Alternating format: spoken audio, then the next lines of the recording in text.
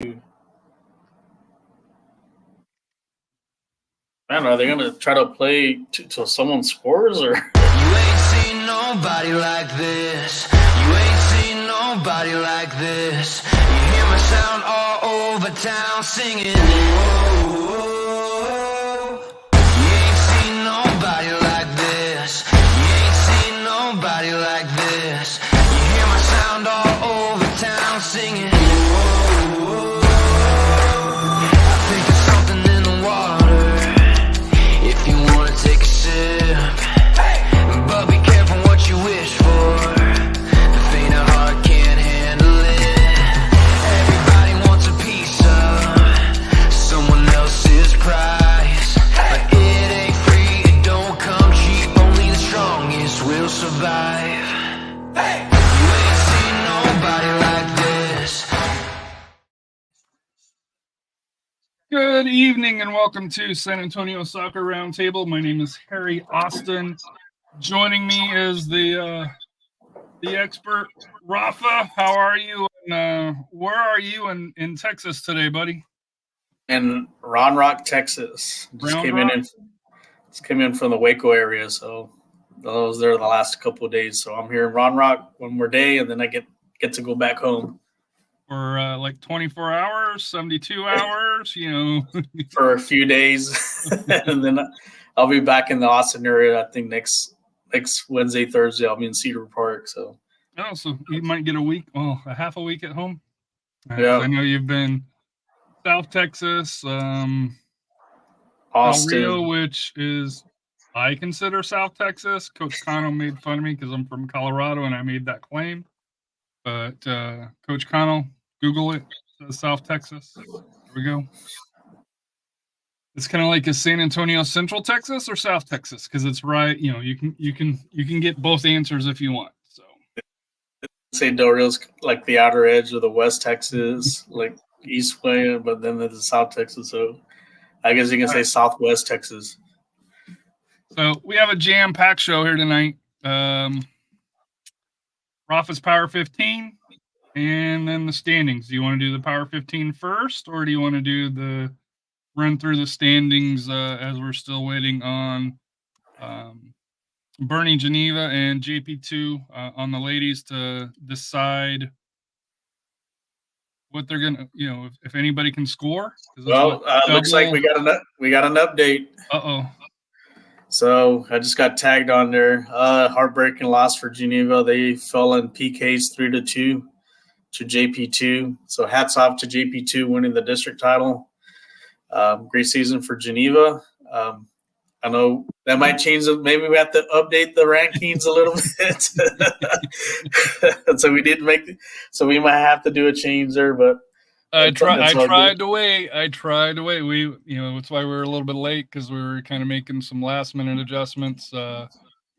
Just kind of going through and double checking. And to be honest with you, I was kind of waiting to see what this result was. I know they kicked off at 5, so the ladies played for 2.5 hours. Almost 3 hours, eh? Yeah, but kudos to both teams. Like I said, I think those are your two favorites to hopefully get to the state final. I'm sure they're going to play again, and it's probably could go to a double overtime or PKs again. So I'm looking for that fourth match between them. So because of that, I guess we can go ahead and get into it here. Hold on. 1 second here, looking at the TAPPS here. So we'll start with Region 1, Division 2 girls. St. Agnes, 14-3-1, 12-0. Claire Antonians rebounded well, 9-3, 19-6-1. Houston St. Prius, 8-3. Incarnate Word, 4-8. SanAntonio Incarnated Word, 4-8. Houston Incarnate Word, 3-8. The Villages, and then Tomball, 2-10. Antonian, and why this is important is this should be the final standings minus games being updated that weren't updated here. But looking at the TAPPS website, I think their district certification has to be in today. And I believe, if memory serves me right, the brackets will be coming out this weekend, early next week. They're probably this weekend because I think they play I Tuesday, think right? Tuesday, I believe. So Yeah, Tuesday, Wednesday.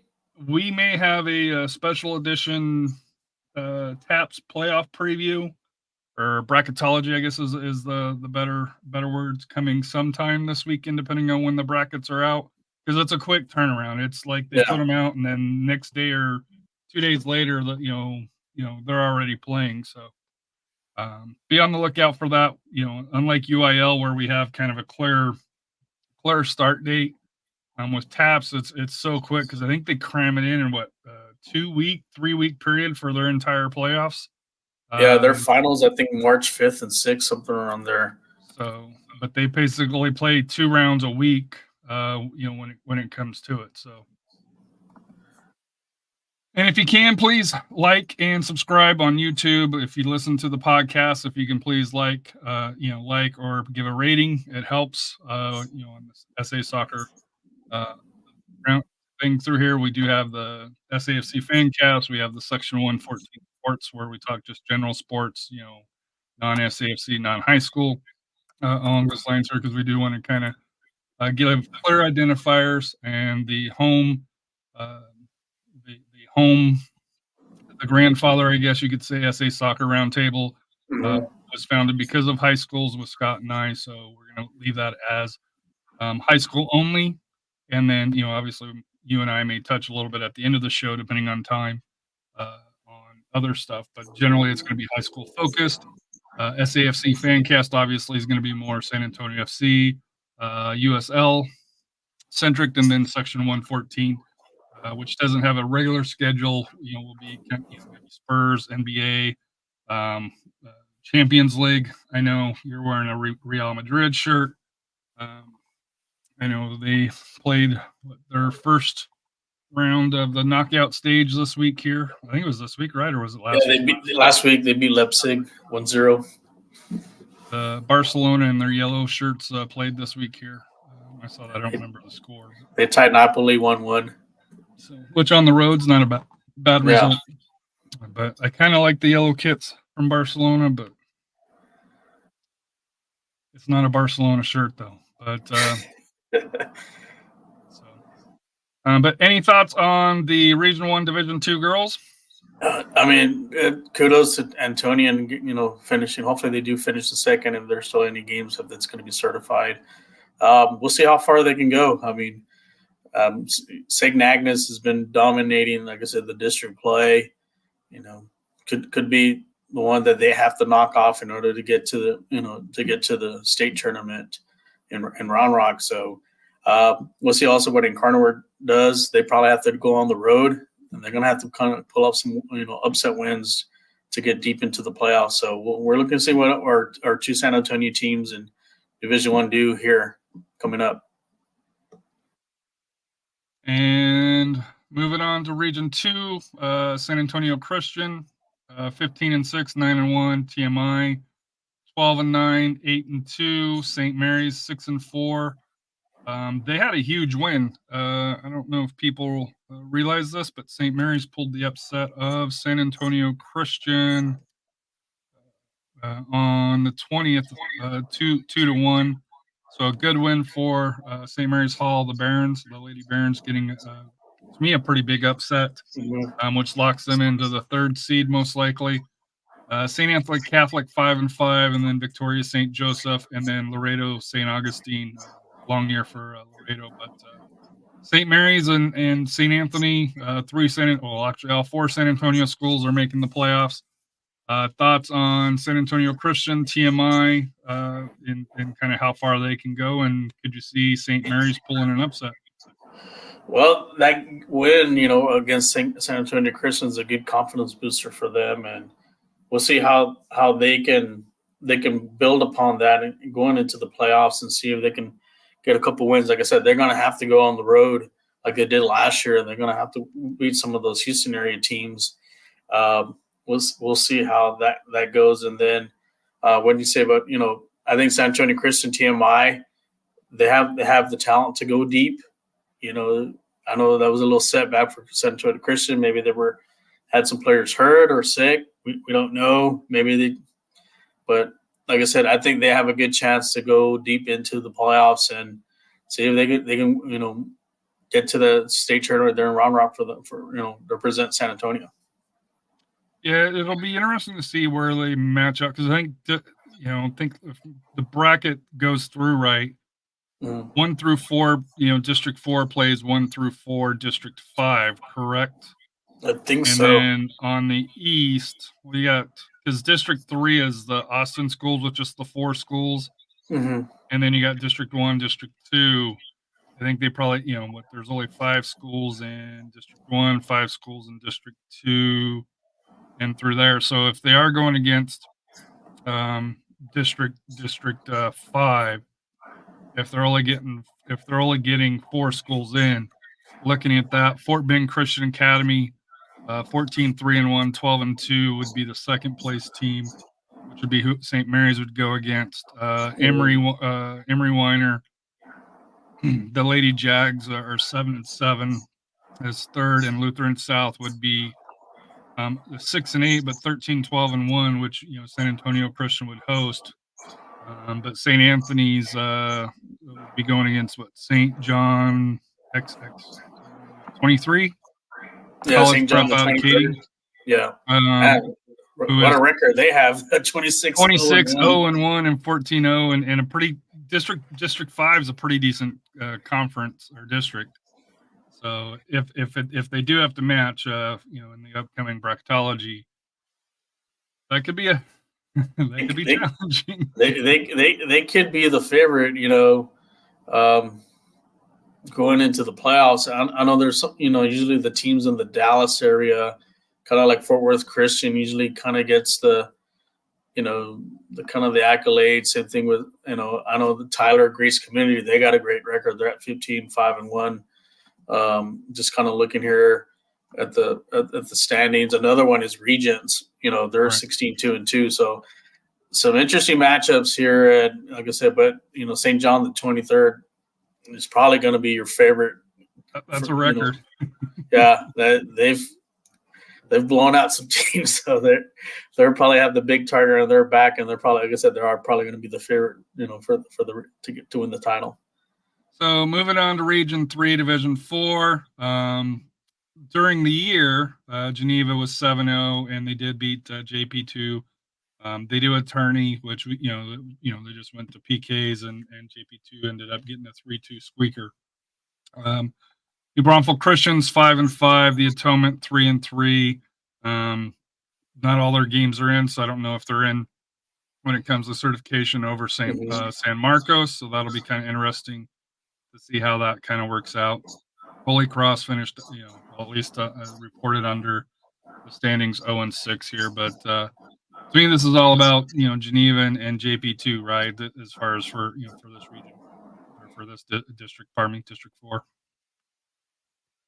Yeah, I think more than likely, with now JP2 winning the district title, they're going to play, I think, the British International School in round 1, and Geneva is going to end up against the Lagos Preparatory Academy from Sugar Land. So like I said, those are the 3rd and 4th place teams. If you look at the standings for, like I said, the Atonement's got to play. They got a tough matchup. They're going to have to play Bay Area Christian, who's 16-4. But that could be, we'll see, because there is a tie between them and Cypress Christian School. So they may have to play like a playoff probably maybe tomorrow. No, it has to be today. Today? Okay. So they're probably playing certifications today. So they're probably playing tonight to see who wins that district title and who gets that number 1 seed. So we'll know more, who New Braunfels Christian or Atonement plays, but more likely they're going to have to play either Bay Area Christian or Cypress Christian, one of those two, moving forward to the playoffs. So looking at it, Bay Area, Cypress Christian. So Bay Area lost to Cypress Christian 1-0 on the 20th on a game that was rescheduled. So that game pretty much was the one that gave them that 1 loss, so that's why they have them tied. Well, and then they did on December 15th. Bay Area beat Cypress Christian 3-2, so they split. So good luck figuring that one out. Yeah, they may. Like I said, they're probably playing tonight. Well, it's not anything scheduled, so it might be a flip of a coin, or I'm sure they'll come up with. Yeah, they may do like the Friday Night Lights, like with the Permian and Midland Lee doing the coin flip. Moving on to the boys, Central Catholic 17-2, 10-0, Houston St. Prius 6-4, Villages 6-4, Antonian 5-5, St. Thomas 3-7, 0-10. You got to give it to Central Catholic. They ran this one here with three quality schools with the St. Prius and the Village. And Antonio, you and I have discussed, kind of had a down year, for recent history for them when it comes to that. So, your thoughts on Central Catholic and how they're shaping up for the playoffs? I think you got to see them as a favorite, even though, like I said, last year they fell short in the final. But they're going to have some challenges. I'm kind of looking at the District 1. You have Plano and John Paul II. They're probably the top team in that district, so they could be a threat. You also have Presswood Christian Academy. I think that was the team that they lost to last year.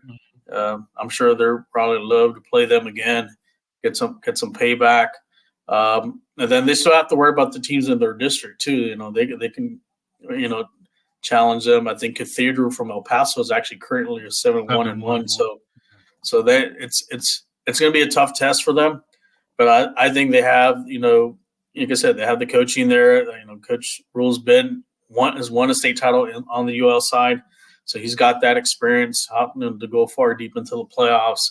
But he's got them playing them all high on cylinders here. So you got to see them as the favorite. But like I said, when it comes to the playoffs, anything can happen. So they can't take anybody lightly, and we'll see if they bring back the hardware in a few weeks.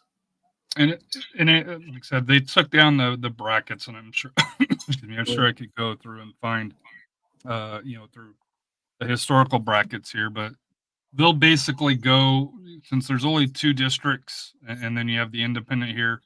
If memory serves me right, you'll have kind of a play-in game into the bracket. Yeah. And then there'll be a couple of buys before Central Catholic actually gets to play. But they'll play, District 2 teams, and then basically the winner of District 2 will face the winner of District 1 and Cathedral, because I think Cathedral gets out of El Paso gets thrown in to the District 1 side, if my memory is correct on that. Moving on to Region 2, District 4, Brownsville St. Joseph Academy, 11-1, and I went through and kind of, because TAPPS, the rink1sports.com/TAPPS didn't have them updated, but I went through all the teams and figured it out. And then I think they did have one match against St. Anthony, which I gave them the win that they were playing today, I believe. So barring them losing to the last place team, should be your number one seed. TMI 10-2, SanAntonio Christian 9-3. However, two of those losses are to TMI. St. Mary's 6-6. Victoria St. Joseph, Laredo, St. Augustine, and St. Anthony finished 1-11 in district here. But your thoughts on really three tools, and I know Brownsville's been a favorite of yours for a little while. Yeah, but you still have three contenders here. Like I said, you got three teams that can actually go deep. TMI's done it before. Central Christian's had a great season. Just going against District 5, I mean, they got some challenges. There's some loaded.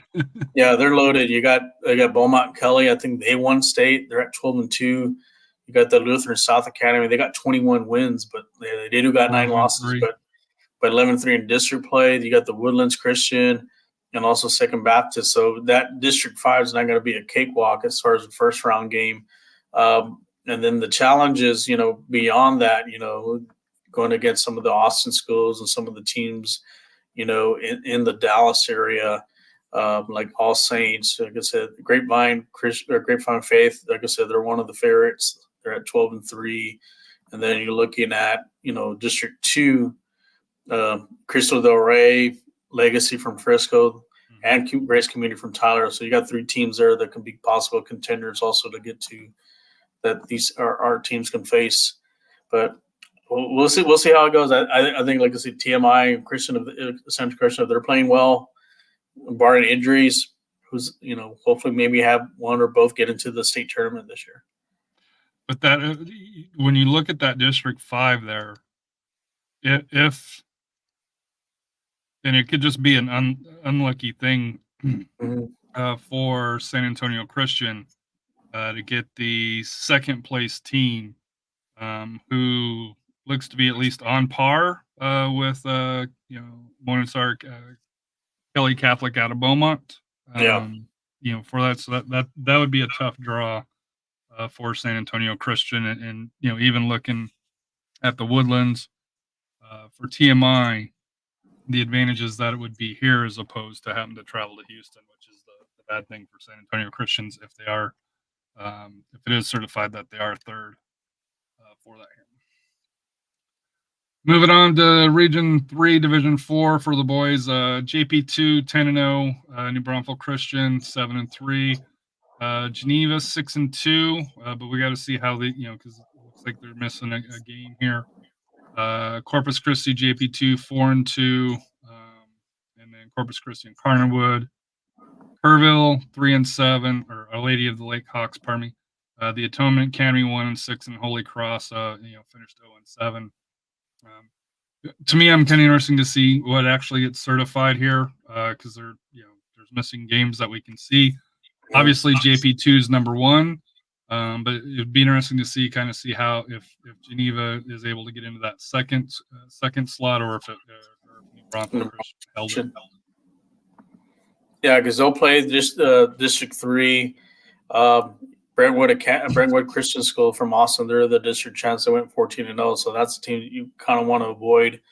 The runner-up is Austin Burritos Academy, and then you have Pflugerville Concordia finishing third, which Geneva may face. And then you have Hill Country Christian School from Austin, which more likely that's who JP2 is going to play in the first round. So, like I said, some tough matchups in the first round, and then beyond that, you got district, for them being in the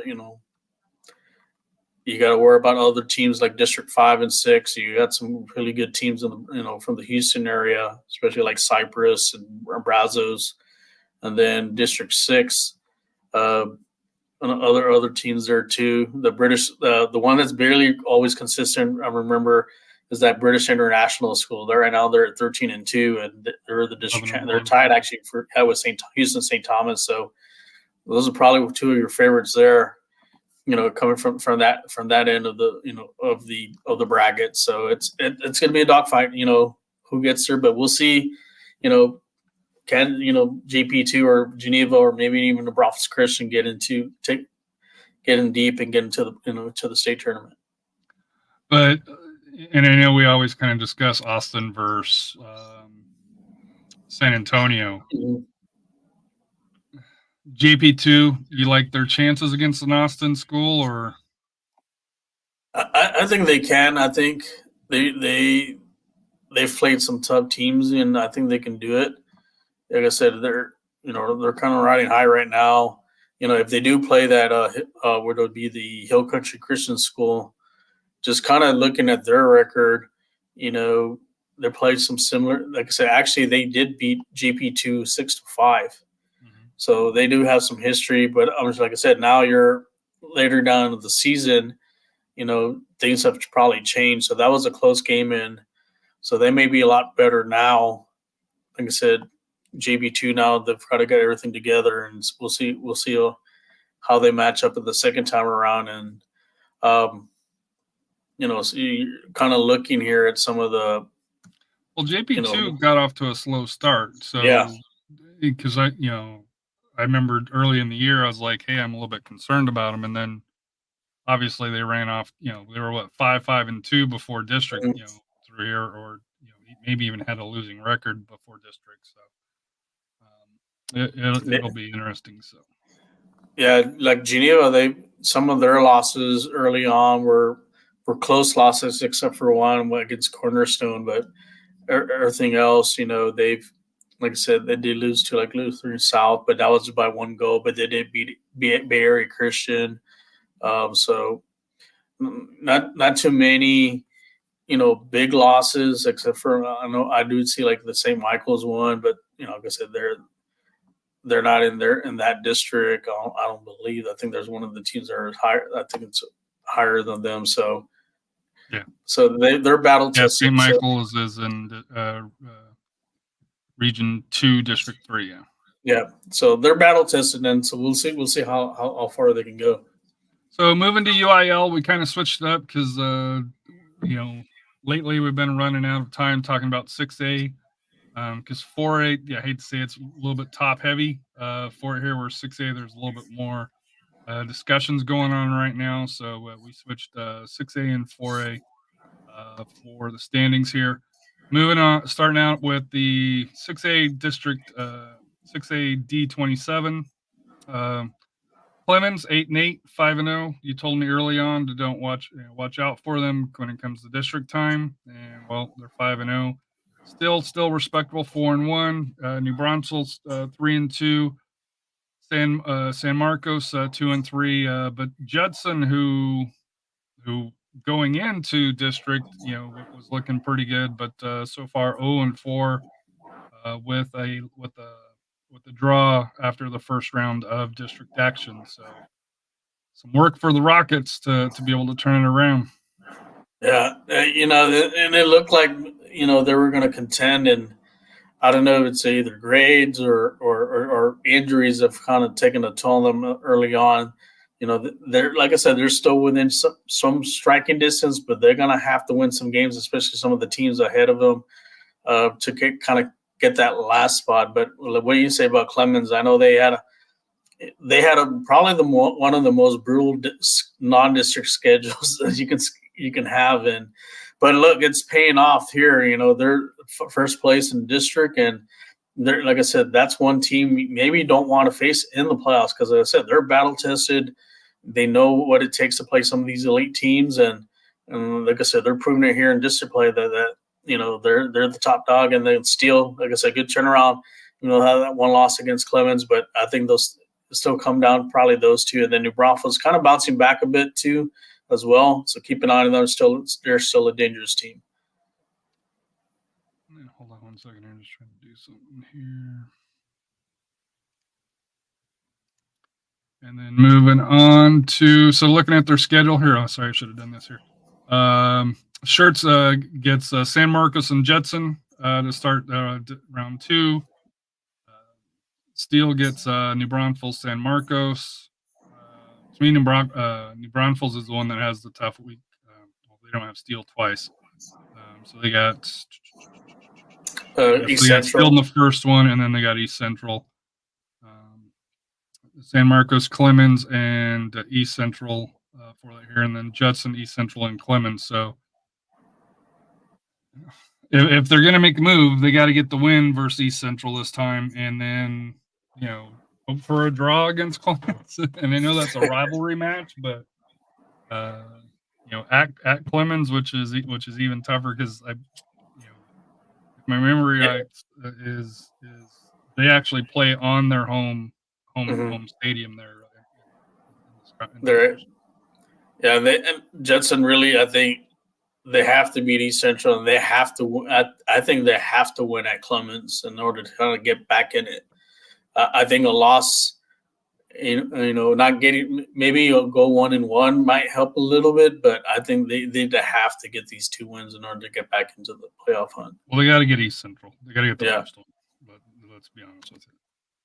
Moving on to the ladies, District 27, New Braunfels 5-0, Judson 3-1-1, Steel 3-1-1.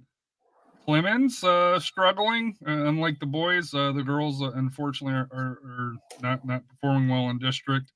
San Marcos 0-3, a little bit of a surprise with 2 draws, and then East Central 0-4-1. Obviously, New Braunfels, we'll see where they're ranked here. And then looking at the standings here, East Central, Clemens, New Braunfels, still East Central. Cibolo Steele, New Braunfels, San Marcos. Clemens gets San Marcos, Judson. Clemens, Steele, and then Judson and New Braunfels for there. So looking at Clemens getting San Marcos and Judson, if they're gonna jump back into it, those are, you'd really want them to kind of get the 2 wins this week, correct? Yeah. What are you gonna say about New Braunfels? They've kind of really they're starting to peak at the right time, and they got a tough matchup with Steele. I think if they beat Steele, I think they get 1 foot in the door as far as winning that district title. They shouldn't have no problem with East Central. Like I said, Cibolo, if they want to get back into the district title, they have to get a win at New Braunfels. Clemens is a surprise there that they started out, had a great record. Don't know what's going on. Maybe it's injuries. I know, like I said, I got to see Clemens play. They're a great team. They can score. Great chemistry. Like I said, there might be a possibility some key players might be out, and that's why they're struggling so far. But I think they still have an inside track. If they can get healthy, who's to say that they can't make a move? Try to get back into the top 2. And what can you say about Judson? Kudos to them. They've kind of come out of nowhere and they're having an excellent season. Now, can they finish? The rest of the second half of this district play, can it, lock up that playoff spot and, even maintain that second spot? Because it'll be key for them because, they have to play District 28 6A, and you know how much of a powerhouse that district. So being in the second spot might help. It might help a little bit, but maybe it'll be a good matchup for them. But it's like I said, it's going to come down to the wire for them. So speaking of 28 district for the ladies, Johnson 14-1, 9-0. Reagan right behind them, 14-1, 8-1. Madison 11-3-2, 7-2-1. The Lady Lee Volunteers 10-5-2, 6-3-1. Clark 5-5. Brandeis 4-5-1, and then it drops. Churchill, Marshall, and Roosevelt playing out the string right now. I hate to say it, but odds of you guys making the playoffs are pretty slim at this point. But Clark, a game and a half out looks like here. They're within striking distance, but they're definitely gonna have to beat Lee and beat some of the other teams ahead of them, which they play this, like I said, they play tomorrow. So if they're gonna make a move, it starts tomorrow night. And like I said, they have them at their home field there. I think they're probably playing them at Ferris. But if Lee can win this game, they're pretty much kind of start separating themselves from them and Brandeis. Same thing with Brandeis. I know they're still within strike of this. Is they have to beat Madison in order to. But they got a tough task. They got Madison and Johnson. You got look at Lee. They get Lee and Madison. Brandeis gets Madison and Johnson. So and that's the key there. But with Lee, if they do get the win against Clark, it does separate them a little bit with that tiebreaker. And it'll be a tough one for them against Reagan. But you look at Clark. Clark's got, like I said, this second round is pretty much a playoff game here. So Lee Clark is at Northside Field 1, so it's on grass, not on turf. Yep. I don't know if that favors anybody or not. Probably not, because they both play on grass. If they play at Back West, Ferris or Gus, it's turf. That's the reason why. Yeah. But remember that Back West has grass too, so I'm sure they have that. So there's really no advantage there. Yeah. Any thoughts on Johnson and Reagan? I know they each got kind of one. Johnson's got Roosevelt and then Brandeis, and Reagan's got Marshall and then Lee. So Lee's got a tough. Lee's got a tough. Basically, Lee, Clark, and Brandeis. Both matches are show me ones. Mm-hmm. So it'll be interesting to kind of see how it shakes out. But do you think Lee can compete with the top 2 or? Watching like I said, I was at the Johnson Reagan game. Johnson dominated that game, and they had some goals scored from distance. And I think if Lee can kind of take a page from them and kind of challenge the Reagan keeper, take shots from outside the 18. I don't see why Lee's got the talent. if they can get it together, and like I said, it's not a gimme game, for Reagan against Lee. So if Lee can, get the win at Clark, and then, against Reagan, they, like I said, they help them move up the rank, move up the district rankings. Reagan, like I said, they just have to take her. I'm sure they want to win these games and then have that rematch with Johnson, and like I said, see if they could tie them up and see if they try to get a share of the district title. But I just don't see anybody beating Johnson. I think they're more likely going to win this district title.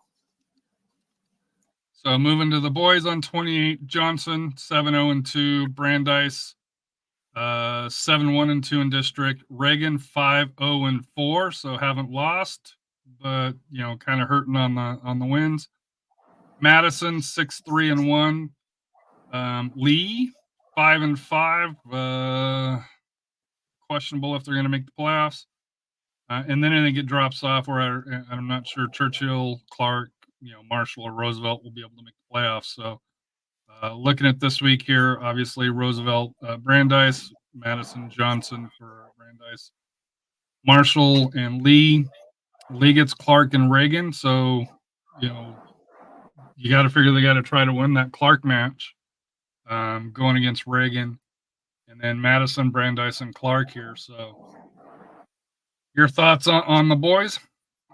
Well, with Lee, like I said, that's a surprise that they're starting. I know they're a young team, but they can't take Clark lightly because Clark can surprise you. Even though, don't let the record fool you, they're still a tough team.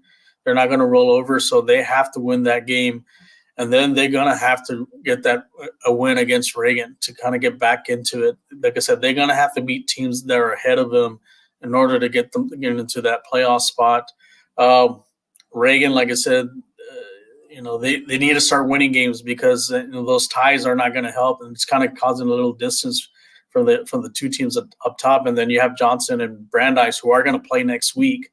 That could be for the district title right there, where like I said, there's just a couple points separating them. Like I said, Johnson got the best of Brandeis the first time, but like I said, Brandeis was shorthanded, so I think Brandeis now is at full strength. So this could be a different story on the second game. So, but it's still going to be a great game. So we'll see how that one goes to next Tuesday night. Moving on to District 29 boys, Harlan 8-0-2, Warren 7-2-1, John Jay 7-2-1, Brennan 6-2-2. Then it drops, and then unfortunately for O'Connor, my son's got a couple of friends that play with them. Been up and down year 4-6. Taft 3-5-1. Stevens got 2 victories last week to move them up to 3-6-1. Sotomayor 1-6-2, and Holmes 0-10. Rough year for Holmes. My Stevens Falcons, you giving them any shot? And maybe as a spoiler, they like one thing here is now you're playing like in the second round. Yeah, you can make adjustments and still. Look at what Taft did. They knocked off Brennan, so you can't take them lightly. And it just takes that one little win to kind of give you a little momentum to be the little spoiler there. But and this is the one division where we've seen a team get hot in the second half and go from down in the standings to competing for that playoff spot. I will say Harlan 8-0-2. I think they had a draw recently. Warren and John Jay and Brennan, but these top 4 teams pretty evenly matched. Where on any given day, and you can tell by the records, 10-3, 14-2, 12-2, 12-2. Having seen these teams here, there's not a lot of difference between the top 4, and I'll even throw O'Connor and Taft in there. Not a huge difference, maybe a little bit unlucky, in some cases, but for District 29, like I said here, this is the district that's going to get you battle tested for the playoffs, but I think this district plays the teams from Laredo South, right? Yeah. Harlan, like I said, they're up. Like I said, they're up. I think 4 points against on Warren and Jay. So Warren and Harlan play this week, and then Warren gets Stevens.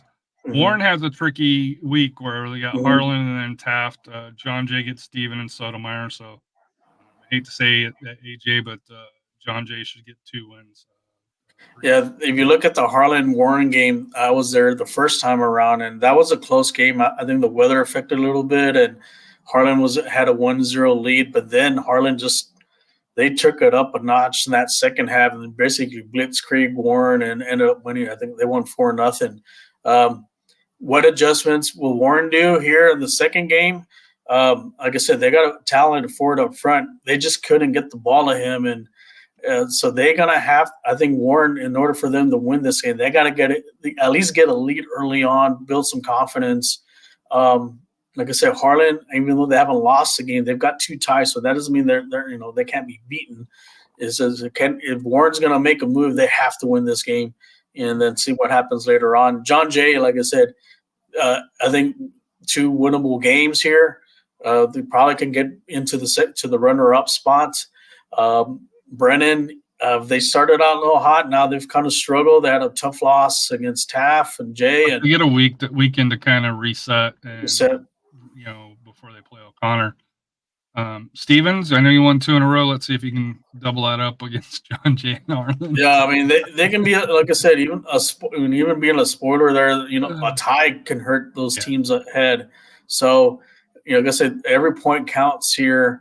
I know Harlan, if they can get a win against Warren and then they get Stevens, and then they kind of start separate themselves, away from, to clinching that district title. Because like I said, they will play the teams of 36A. I think currently right now, I think Laredo Alexander, I think it might be the first place team there. I think United South, I think it's second. And then the third and fourth, I think it's a battle between Del Rio and I think United and LBJ. So I think District 29, is a good matchup. That 4th place, they might have a tough time with Alexander if they do face in the playoffs. And just to give my son a little bit of credit, if you follow me on Twitter here or X, he had a pretty good goal from about 35, 36 yards out against who was it? Holmes yesterday. So congrats to AJ and the Stevens JV team on getting that. That was an awesome goal to be able to witness in person here. So nice Golazo. So it was a good goal. He was talking to me. He's like, he's got 2 goals on the year and 4 assists. I think he's happy with his performance, and I guess he had because I got off work early, he had a goal called back for an offsides, which talking with Steve, who was there, was kind of questionable. AJ said he was on, but Blue did a good job. I won't. Maybe the varsity coach needs to maybe move up some JV players up. Just saying. I think he's like some experience.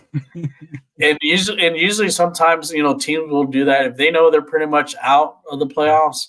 But they have some good players on the JV. They may start pushing some of them up just to see what they do and to get some of that experience. Yeah.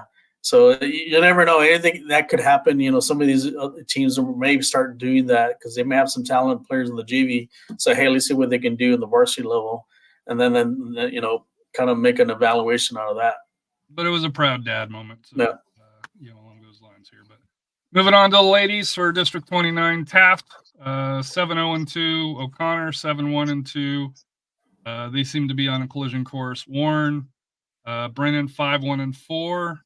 John Jay kind of cooled off a little bit, 3-3-4. Still playing quality ball, just ending up a little bit on the short end of the sticks. Sotomayor 2-3-4, Harlan 2-7-1, Stevens 2-8-1, and Holmes Huskies 0-9-1 here. So I think what you see on here is they're close matches. I think Taft and O'Connor. I don't even throw Warren and Brennan, the top 4 teams, probably have a little bit better talent. But once the bottom half was where you got to watch because as we've seen throughout the, just looking at the standings for district, there's teams that, every team's got a draw. For that here, even Taft, despite, being undefeated, they do have the 2 draws in district. So. And then, of course, they got O'Connor, which is a huge match coming up tomorrow, 1 and 2 for that here.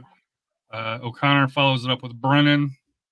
Taft follows it up with Warren. So really, you got top 4 going against each other as far as there, and then Warren's got Taft. Brennan's only got the bye week here, so they got O'Connor only. John Jay's got Stevens and Sotomayor, so you figure that they're going to pick up 2 wins, just based on the first round of district play, but we'll see how it goes. Holmes and John Jay, Warren, Stevens, and then Stevens got John Jay and Harlan, and then Sotomayor for Holmes here. But your thoughts on 29? Yeah, if you look at the schedule, like Taft, really, like I said, they got big games coming up. They just had a big win against Brennan. So, if you remember for the last couple of years, there's been those 3 that kind of been knocking off each other. I think if Taft can beat O'Connor this weekend and then to get a win against Warren, they pretty much will wrap up the district title because they'll play, some of the teams that are not in the playoff hunt. O'Connor, if they can get a win, they really put themselves in a good spot into, to winning the district title, but they still have to take care of business against Brennan. So, they can't take that game lightly. Warren, can they move up? They can be a spoiler. They've been a spoiler last couple of years, and they have some talented players, especially in the midfield.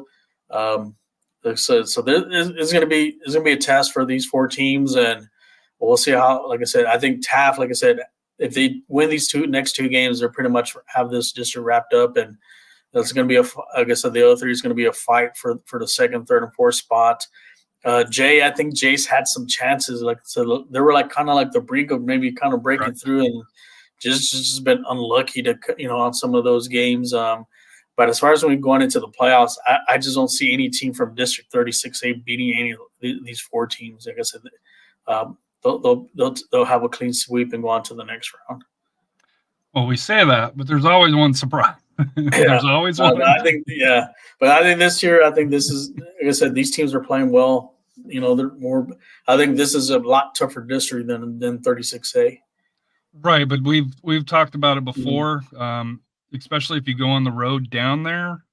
Wind, referees, that type of stuff. Just funny things happen in the playoff. Don't play them in Corpus because of the wind. They're playing in the Uvalde. So moving to 5A, District 26 girls, Bernie Champion 8-1, Smithson Valley 7-1-1, Canyon Cougar 7-1-1, Piper 7-2. Last week we said, hey, Kerrville Tivy, you got to step up. Well, unfortunately, they didn't step up. I hate saying that, but they're 4 games out now out of here at this point. Veterans Memorial 2-6, and Seguin and Wagner. I think they play this week here. They play next Tuesday.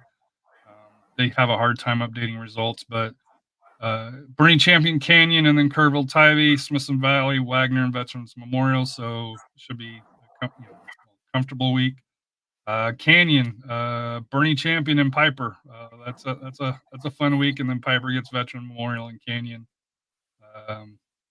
Your thoughts on Canyon's fun week coming up, getting Piper and Bernie Champion? I mean, if you're the heart of a champions is going to be showing here this week for the Canyon Cougarettes. I mean, if you're going to knock off Champion and Piper, that says something about your program, and they can get. Well, even if you go 1-1, right? Even if you get a win and a draw. Yeah, but if they really want to win the district title, they have to win these 2 games. Okay.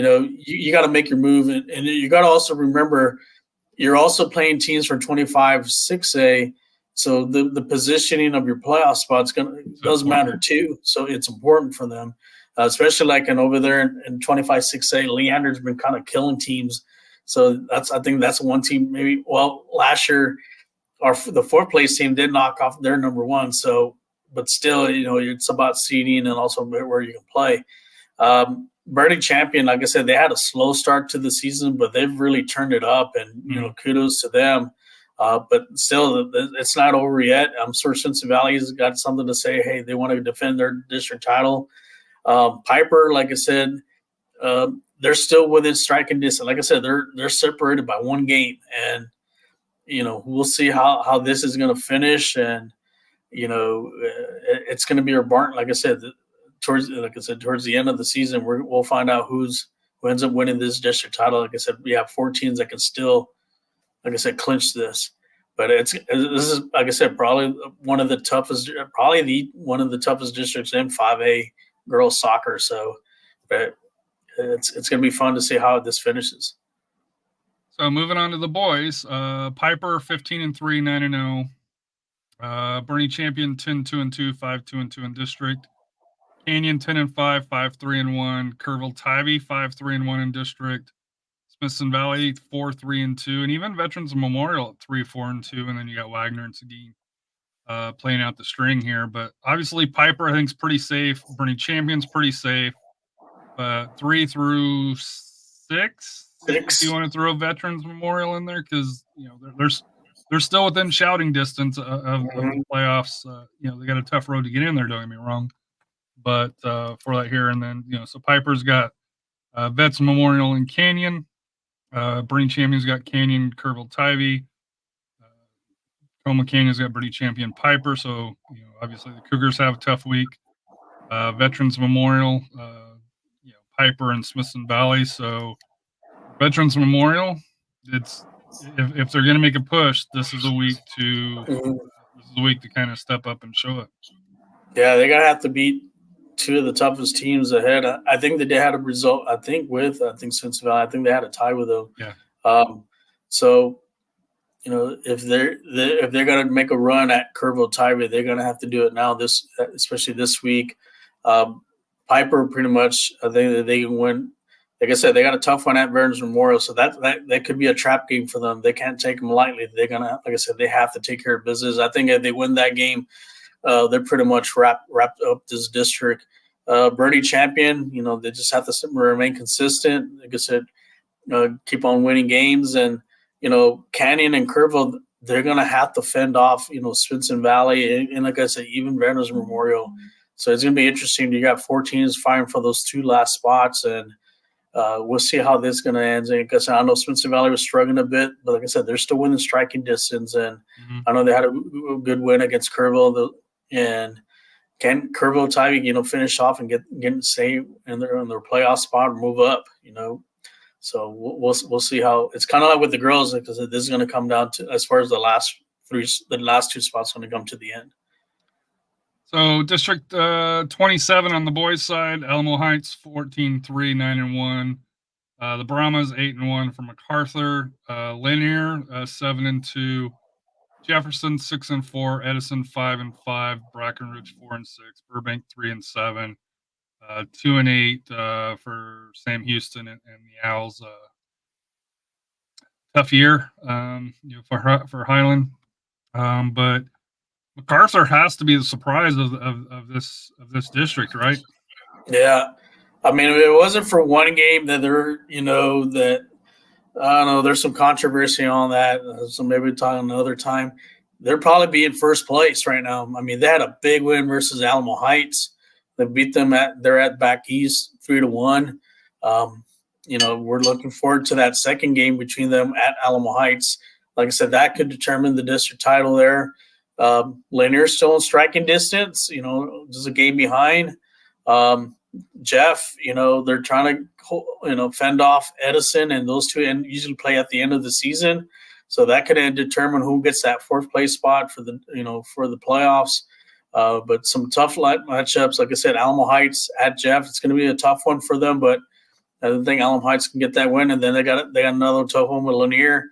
Mac, 2 winnable games. Shouldn't have no problem with Sam Houston.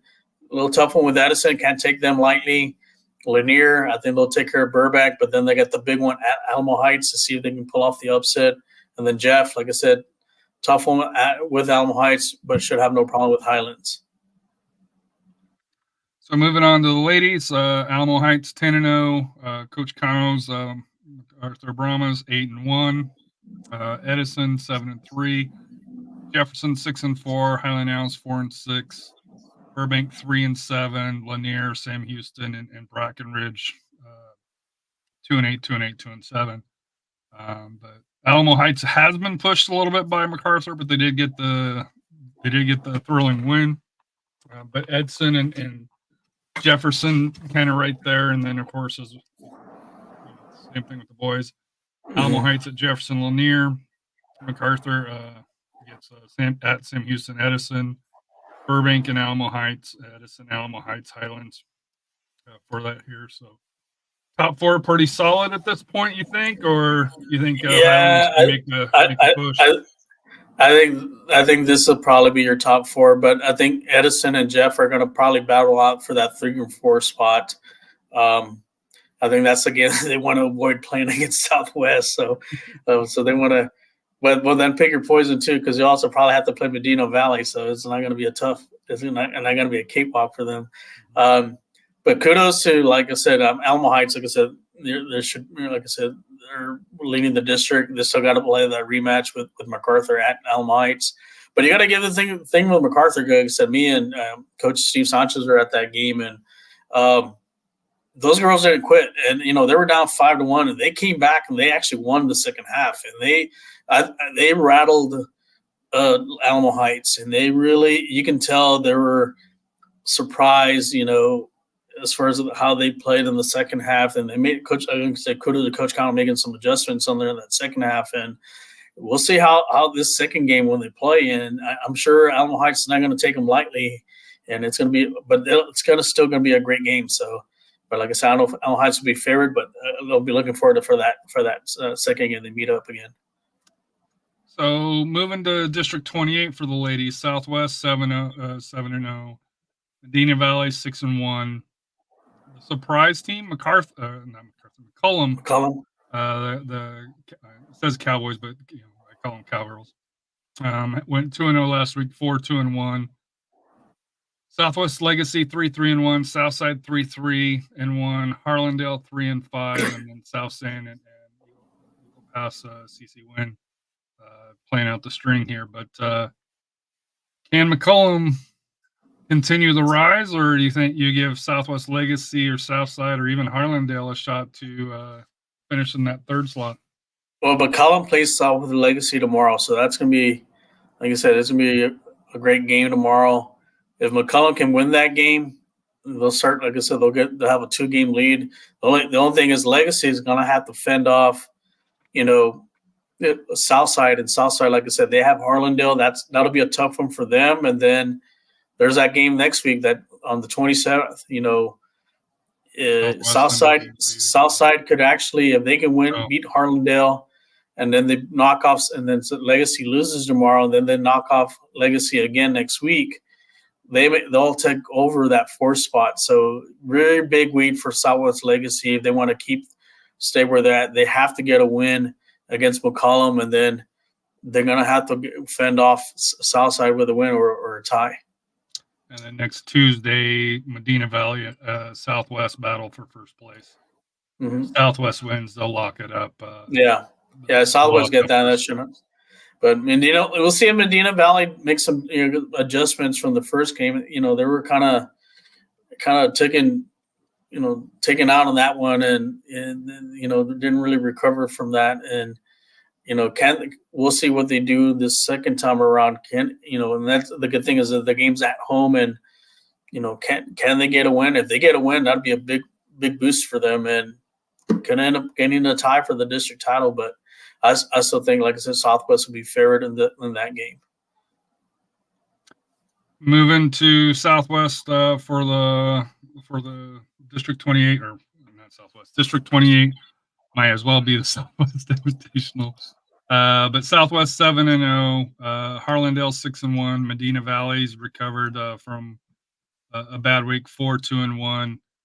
Legacy also at 4-2-1, Southside 3-4, Win 2-5. McCollum and Matt, you still need to suit up for South San for that here, but it's kind of the same thing we've talked about, right? The last couple of years, Southwest, Harlandale, Medina Valley have solid records going into district, and then when they face the Dragons, end up on the short end of the stick. Yeah, being like the kryptonite for them. But next week, like I said, Medina Valley at Southwest.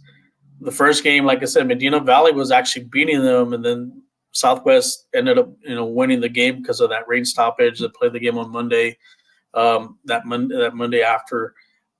We'll see what adjustments can Medina Valley do. I know they've had some struggles, but they're a talented team, and so they can't. So like I said, Southwest can't take them lightly. They do, like I said, Southwest Medina Valley has a really good forward up top, and they can touch the ball well. But like I said, the game is at Southwest, so that you got to give the advantage to the Dragons. Harlandale, like I said, is kind of the mirror image of last year. Great record, but then they run into Southwest and they get blown out. And what adjustments are they going to make? Going into when they play them again, they do have a tough game at Southside. Southside has to win if they're going to make a move. They have to beat Harlandale. Like I said, and then the big one's going to be next week when they play Southwest Legacy. Legacy is going to, like I said, should have no problem with McCollum, but it's going to be a tough next week to determine who gets that 4th spot, into the playoffs. Moving to 4A, Bernie, perfect, 5-0, 12-0. Davenport, a little bit more struggles than you anticipated. Wimberley, 3-2. Fredericksburg, 3-2. And Bandera, you let me down. Thought you were going to be a little bit better this year as far as being a little bit more competitive.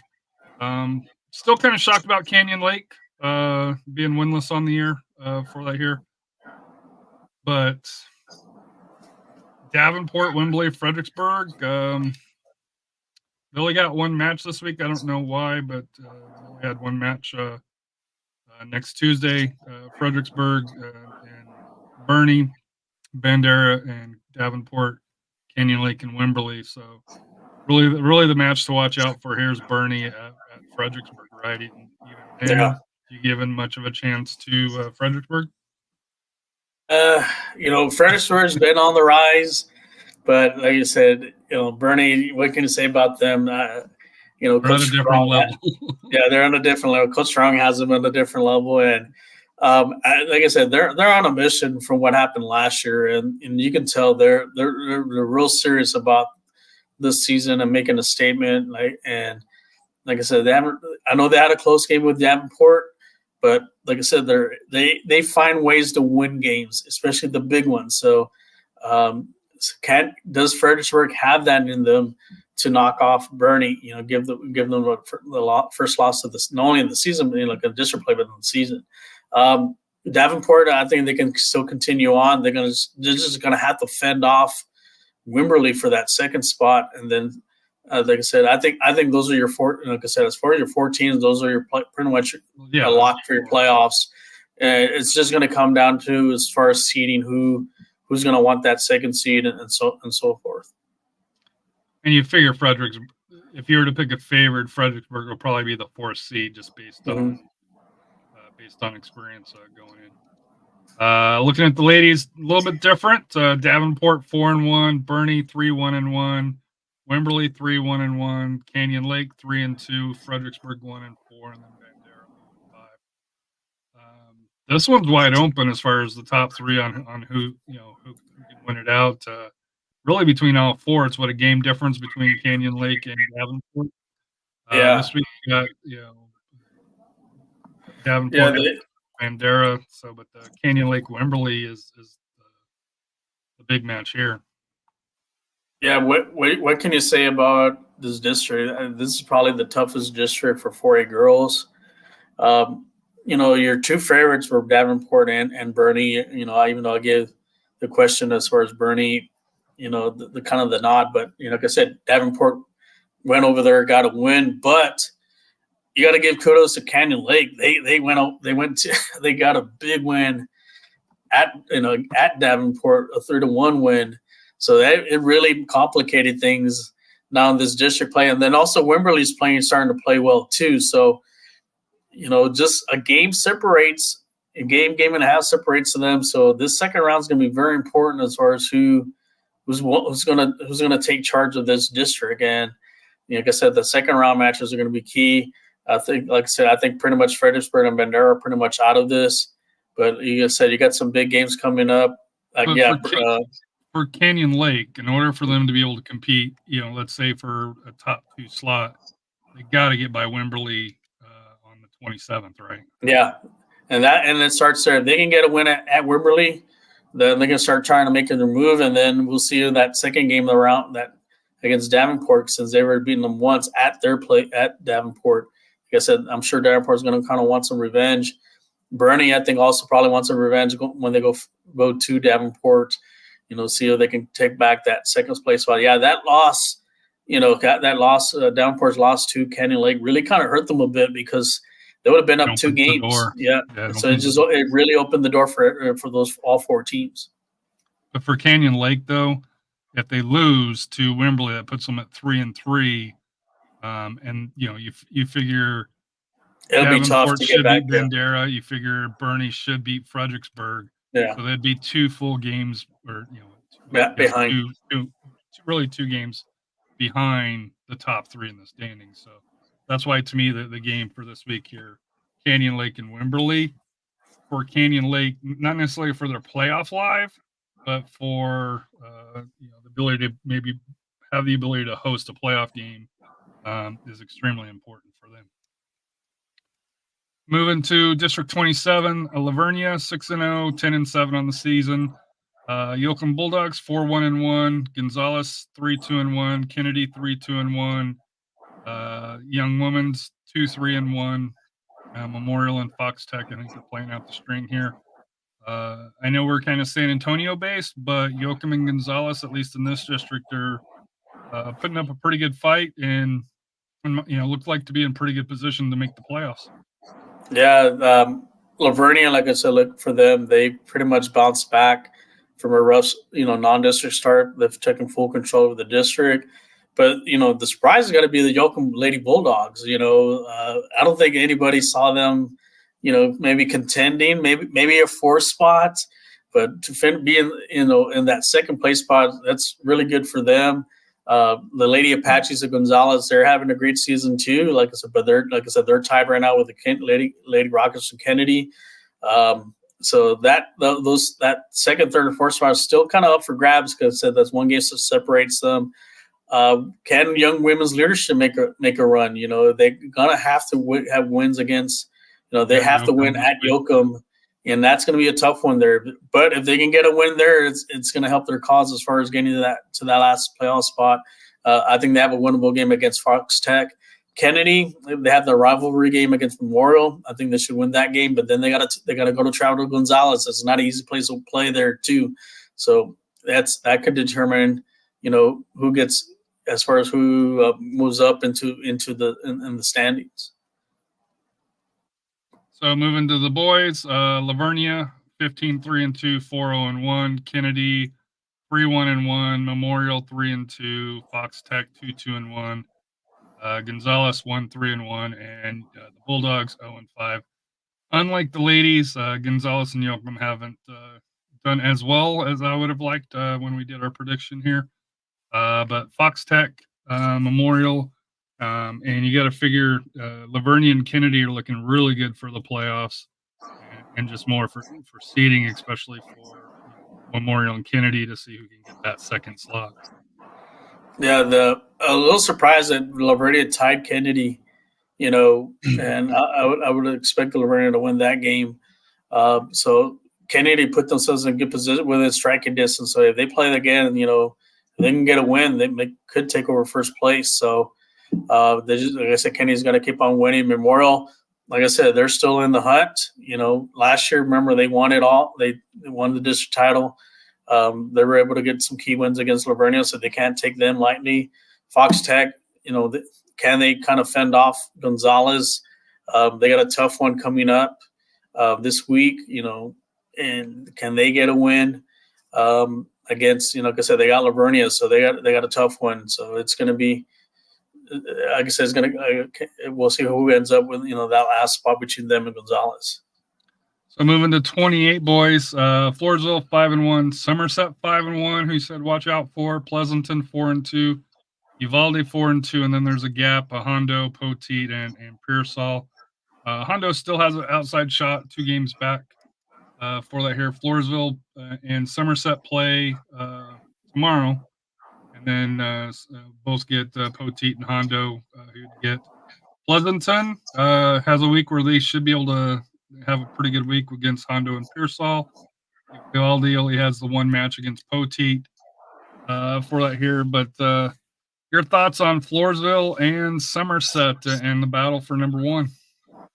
Yeah, I think we kind of knew this was probably going to go down. I really thought maybe even Pleasanton would be challenging them too, but like I said, they're still like I said, Uvalde. Yeah, those 4 teams are still in it. Like I said, they're all in it. They're only a game behind for first place. So it's going to, because when you have the second round games, it's going to determine who starts separating themselves. But right now, like I said, Floresville and Somerset are playing well. Can they keep it up, fend off Pleasanton and Uvalde?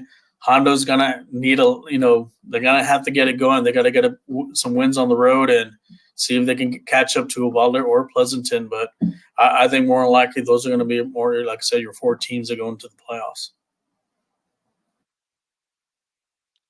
And then moving to ladies, Uvalde 5-0-1, Pleasanton 4-0-2, Floresville 4-2-1, and then Hondo and Somerset 2-3-1, and Poteet 1-5. So kind of on the outside here, but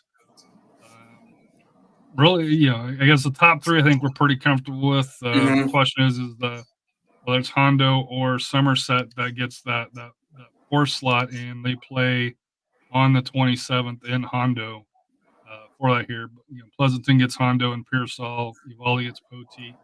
Floresville gets Somerset and Poteet for that here. So, your thoughts on this one here? To me, it's really the only question is whether it's Hondo or the Bulldogs. But your thoughts on how this one shapes up? Well, that'll shape up next week because, like I said, Hondo's got to play. If you look at the schedule here, Hondo's got at Pleasanton and Somerset's at Floresville. So probably going to be, a loss for both teams. But you never know; anything can happen. I mean, even getting a tie may help out too. So stealing points from the top teams will hurt them. But it's going to come down to that game on the 27th. That may determine who gets that 4th spot and start to really kind of separate themselves. Uvalde, like I said, no problem with Poteet.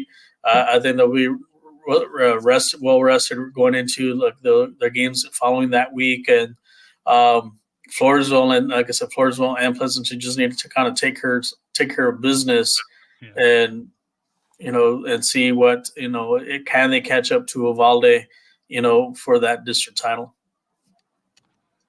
So, you ready to do the Power 15?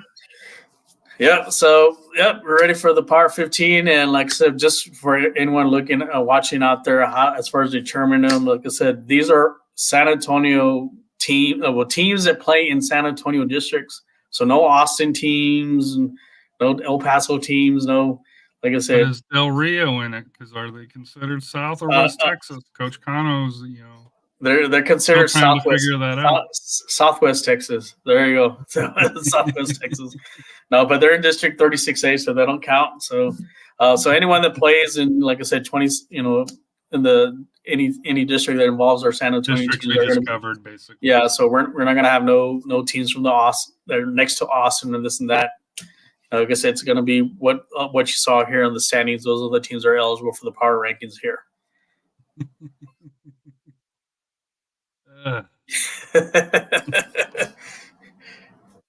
All right, so looking at the girls, there was only one team that dropped out, and that was Clemens. Rough week, 1-3 in district, which we talked about through there. Can't really be any surprise. Their overall record's great, 11-5-1, but to be outside the playoffs in the district, unfortunately, is going to knock you out of the Power 15.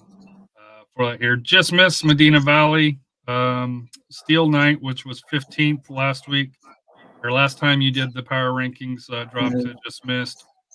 Pipers, the big drop, where they were 9th and dropped all the way to just missed. New Braunfels, the Lady Unicorns, 5-0 in district, just missed, and then Bernie Champion also on there. So those two teams are right. Like New Braunfels and Bernie Champion are rising. So I have them here. I wouldn't be surprised in the next go around. They may be in the top 15. So, like I said, as long as they keep on winning games, like I said, you'll probably see them in the top 15 pretty soon. At 15, the Madison Mavericks. As we talked 4-1 in district, your thoughts on Madison? Yeah, still in contention, but like I said, that district, like I said, what are you going to say about 28 6A? Tough. Like I said, can they overcome, get wins over Johnson and Reagan? We'll find out here, but I have them here at the 15th ranked team, but more likely I think they're going to make the playoffs. 14, Canyon Lake, 14-3, 3-2 in district. District record, I know they're 3-2. Is it just because it's a real tough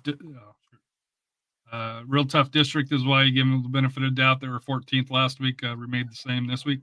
Yeah, they're about to come out, but then they got that big win at Davenport, so they kept in here. So just by the thread. So they got to keep on winning some games. But like I said, they've had a good season. I mean, 14-3 is good. Yeah, that win at Davenport. Like I said, Davenport did beat Bernie, so like I said, this is a big win for them. Can they keep the momentum going? Like I said, they have some tough games coming up. Like I said. But like I said, they're more likely you're going to see them in the playoffs. But they're going to be a very dangerous team come to the playoffs. Coach Cano, thank you for the great show, boys. Speaking of your team, they're in the rankings at 13th. Well, actually, last week they weren't ranked for that here. But 10-3-1, 8-1. They were just missed last week here. But your thoughts on the Lady Brahmas and the poor coaching of Coach Cano? Yeah, like I said, they had a bit good. They've been winning games. I know they had that one tough one against Alamo Heights, but they showed in that second half, they didn't quit. And they really kind of, showed a lot of character in that game. And like I said, but ever since that game, they've been winning games convincingly. And they got another one coming up soon here. And then we'll see when the rematch with Alamo Heights at Alamo Heights and see how that goes. Because that could determine a district title there. And if they can get a win, we may have split the district champs. Number 12, the Lady Panthers from O'Connor, 7-1-2 out of it's actually 6A 29, not 5A 26, but out of 6A 29, and they weren't ranked last week. Yeah, O'Connor, like I said, they struggled in the beginning of the season, but they're starting to hit their stride now, and they got a big game coming up against TAPPS, which could have some district title implications in it. We'll see how that turns out. If they can get a win, they got a good shot. Maybe winning it or splitting the title with O'Connor. With TAPPS. They still have another game coming up, I think, with Brennan. So that's, like I said, they got 2 games that are going to see how good they are going into, like I said, going further into the playoffs. At number 11, the Cougarettes. 5A 26, 10-5-1, 5-3-1 in district. Last week they were 5. This week they're 11. So rough week. Yeah, rough week for them. I mean, but what can you say in that district they're in? That 26-5, very competitive. Like I said, I still think they'll have a shot at getting into the playoffs. Like I said, now they're still, like I said, can they get some key wins? Like against Piper, maybe Spencer Valley, especially Bernie Champion. They could be a spoiler and kind of get a better seeding right before the playoffs start. Number 10, Smithson Valley, the Lady Rangers. Actually, I think that's wrong as far as their district record should be 12-3 and 7-1. They were 4. Last ranking was 4th. And this week 10th, 8-3 and or 12-3, 7-1-1 as far as for the district. I'm not sure how. Yeah, they had, like I said, a loss and a cup tie that kind of knocked them off a bit, but still a very good team. Still striking distance of defending their title, so it's not over yet. So I'm looking for like I said, the rematch half game out. So they still have the opportunity to get that title and also move up in the rankings. JP2, we talked about at the start of the show, 23-1-2, 6-1 from district. Won the overtime thriller district champions. Of course, this was before the match. So they were 12th last week, 9th, but they did get a win to win the district here. So your thoughts on JP2 outside of what we've already talked about? Yeah, so I'm more likely you're probably going to see them moving up in their next rankings, and now the playoffs start for them. Last year they fell short in the final. And can they get back to that state championship game? But like I said, they may have to face Geneva again For the on third the road. So we'll have another round with them, and maybe have another double overtime PK thriller.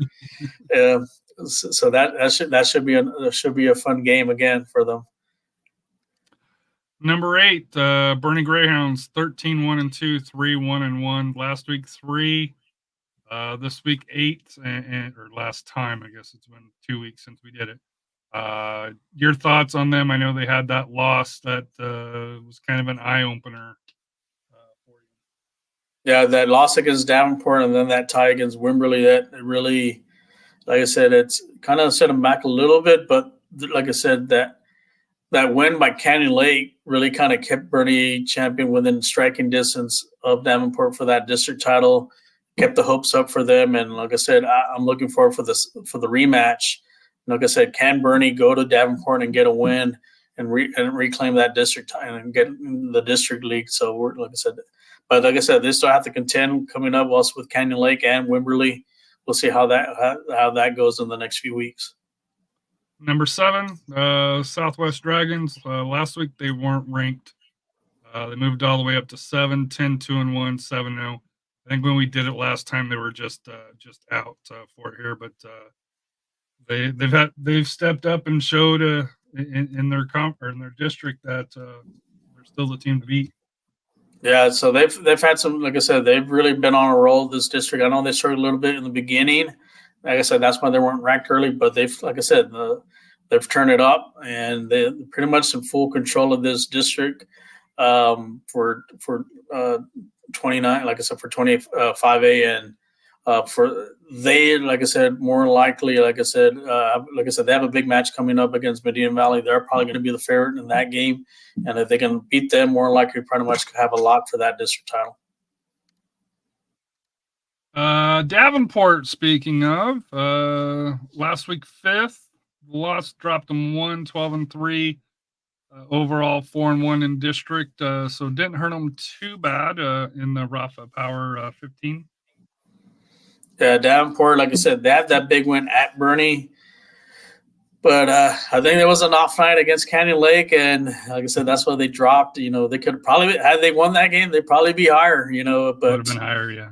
Yeah, they're still a great team. Like I said, they did make the regional final last year. They did lose to, like I said, to Bernie. So those are, like I said, your two favorites. But so maybe some chink in the armor was exposed there by Canyon Lake, and I'm sure some of the, like I said, Wimberley, like I said, they got some tough matchups coming up. They got to play on them again, and we'll see if they can bounce back and get in control of that district title race.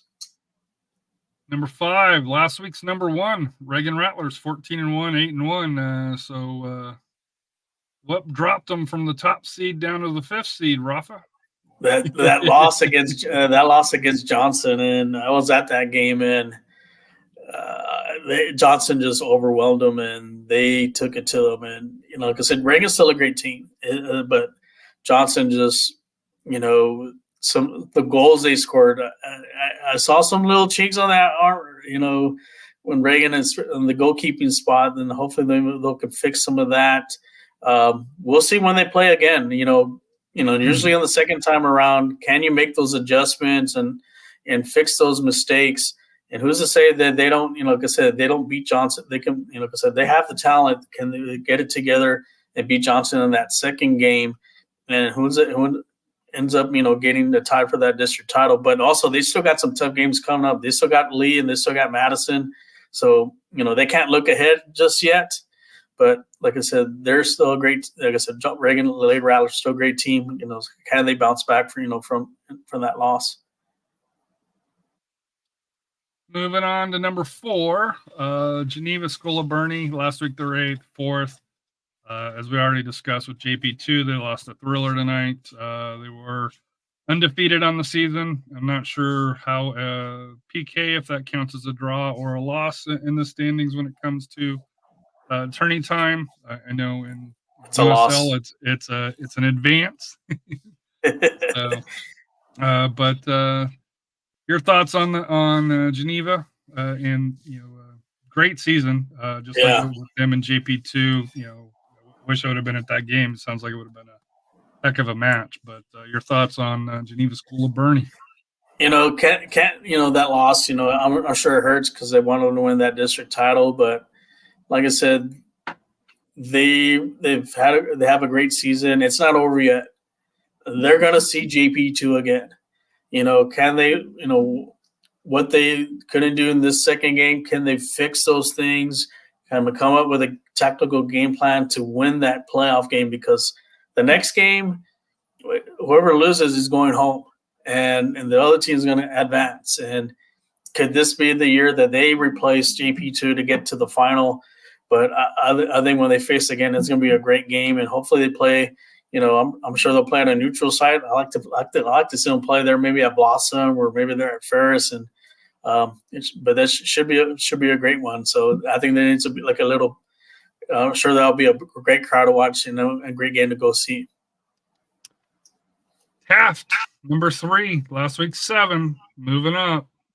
I think at the start of the season they were your number 1 ranked team, so they're moving in the right direction. 11, 0-3, 7-0-2. The Lady Red Raiders. Your thoughts on how they're progressing back up the power rankings of Rafa? Yeah, they kind of struggled in the beginning of district play. Was a little surprising, but now I think they're hitting all cylinders now. But the key game is going to be this weekend against O'Connor. Like I said, they made a statement this week, that big win versus Brennan. Can they repeat that performance, this weekend? And if they can win that game against O'Connor, I think that's pretty much what locks them in for that district title. But with this district, the last couple of years, how they've been knocked each other. There's always a surprise. There's always a surprise. So I think Taft was not going to take O'Connor lightly, because, like I said, O'Connor is also playing great too. So they've really bounced back as well. Like I said, O'Connor was struggling in the pre-district season, but they're starting to hit. Like I said, so you got 2 teams hitting their strides, and something's going to have to budge here. But I think, like I said, it's going to be a fun game, and like I said, we'll see if Taft can get the win. I think that'll probably much seal up the deal for them for the district title.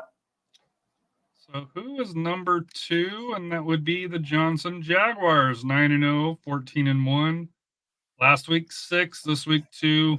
If you'll notice in the girls' power ranking, there was a lot of movement here. So your thoughts on the Jaguars jumping up 4 slots?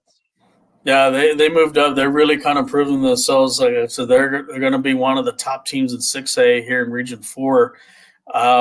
They have the talent. They have the leadership. Like I said, I was very impressed when they saw them playing against Reagan in that game. It was a convincing win.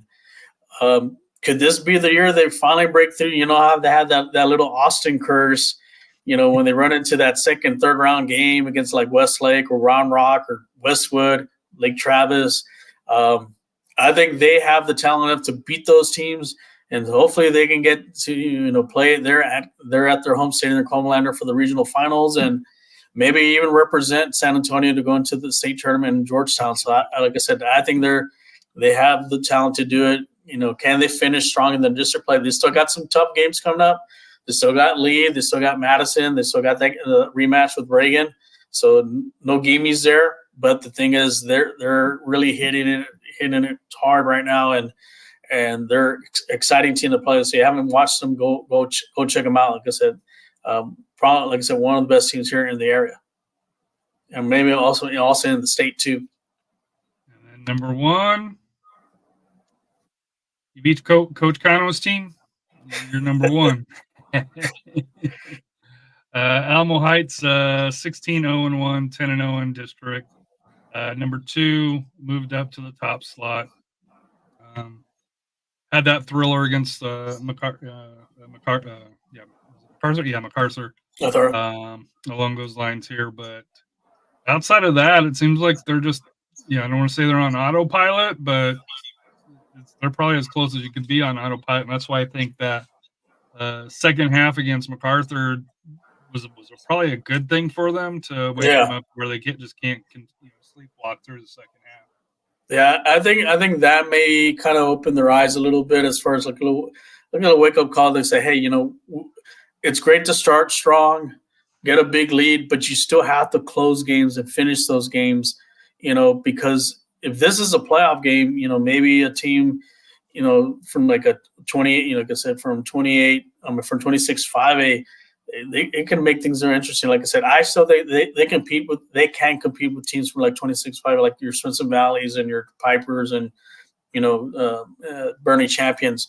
They are a great team. They have a lot of talent. They touch the ball great. They have a really good midfield. They play well. Great defense. They talk really well. Like I said, as long as they don't lose focus, especially with a team that has the same talent as them, this team can go far. And I know they don't get much attention compared to the other teams like the other district, but I think I said they've earned this this top ranking, and we'll see how far they can go in the playoffs. Like I said, they got some challenges coming up. I think they can do it. I think they can get to the regional tournament, and maybe I'll hopefully also represent SanAntonio for there in Georgetown. So looking at the boys, Lee, they were 15th, continued basically 500, and unfortunately they've dropped out. And I want to say this is probably the first time in a long time that we've been doing this that they're not in the top 15, which is a testament to to Lee and their history. And we've all said that they're young this year, extremely young. I think two seniors. I think if I remember you guys correctly. I think so. Yeah, this is a young team, and I have to see them play, and they have talent. I think just the lack of varsity experience is kind of catching up on them. They're still, like I said, within striking distance of getting that that playoff spot, and they could be still a dangerous team in the playoffs. Like I said, Coach Rogers has, like I said, they've won the state title with him, and he's got a lot of experience. And can they turn around? Here I know they had a loss against Brandeis. Can they got some tough games coming up? And if they're gonna make a move, they're gonna have to move now, and they're gonna have to beat like teams like Reagan, and they're gonna have to beat Madison in order to get back into that spot. So just missed. Jay still on the just missed. Steele still on the just missed. Dropping out. Brennan, who's 12th. Medina Valley 14th, just dropped out, and then Fredericksburg's the one that kind of moved in, that wasn't in either the top 15 or they just missed last year. Although they've got a big match coming up here this week for that, so we'll see if they still progress forward or if they slide back out. But Jay and Steele, both on the just missed, even after successful weeks for that here. And Brennan and Medina Valley, Medina Valley's recovered from it here. They're back on the upward trend. Brennan's the one that's kind of had that slide where they've lost 2 out of 3. Two losses and 1 draw, and they're out of their last 3. Your thoughts on the ones that are knocking on the door or sliding in the wrong direction, depending on which way you want to look at it? Medina Valley started out strong, but then they had, like I said, ever since that loss to Southwest, really dropped them a bit, and they lost a couple other games. Like I said, they are a talented team. I know they got a tough one coming up at Southwest. Can they get it together? Maybe finally give I think Southwest their first district loss in a long time. We'll see. I think we'll see what Coach Payne can do. Talking about Fredericksburg, like a brand new team. They've done well in that. Like I said, 26-48 is a tough district, and for them to be, what they've done. Like I said, this is I guess a little honor for them here because they're doing well. I know they got a tough one coming up at Bernie, and then Brennan's little slide. They started out undefeated, and now they slipped up. That loss against TAPPS was not good, and they kind of set them back, because they're right in striking distance. Maybe, like I said, they've tied Harlan twice. Yeah. And that's the only 2 blemishes that Harlan has in district play. They really kind of shot themselves in the foot with that loss with Jay and with Taft. And then what you can say about Steele, like I said, they're still good. Like I said, they can get into maybe in the top 15 next week. They can win, and let's see if they can get a win against Clemens. I know they're going to meet up again. And then Jay's really kind of pushed it out. I think they're starting to kind of turn the leaf and now are starting to get hot. And they got some big games coming up. And I think the biggest test is going to be Harlan. Can they beat Harlan and maybe even try to get into contention for that district title for 29 6A? So at 15, TMI, and this was kind of a hotly contested between them and San Antonio Christian out of TAPPS, Region 2, Division 4.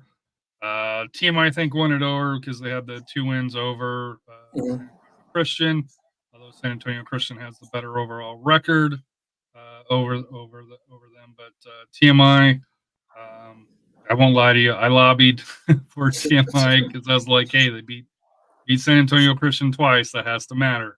Yeah, they get in at 15 over San Antonio Christian. So, your thoughts on me, saying, "Hey, hold on here about San Antonio Christian"?